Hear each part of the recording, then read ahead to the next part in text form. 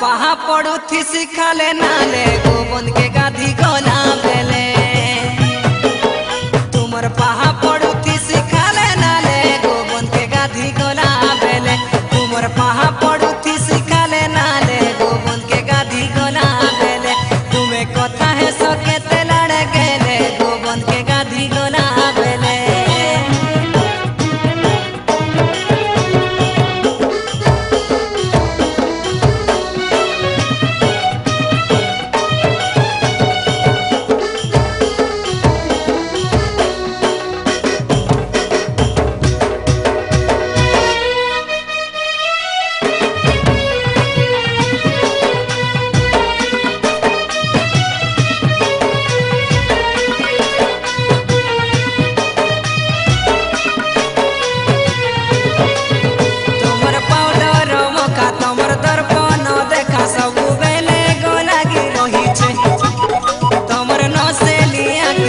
चकी धीरे धीरे तो पागल करू छे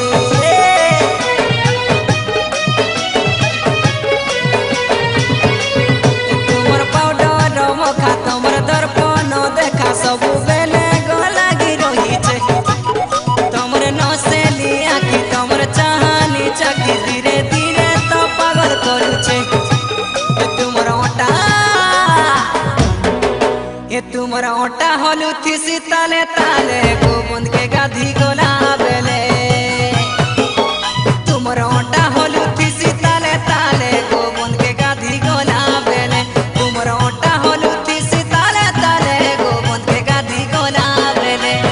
नहीं गो बोली मुँह के होला सो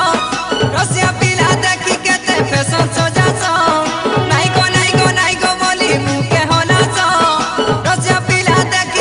फैशन सोजा सो तुम्हें कथा है सो के ते लड़ गेले।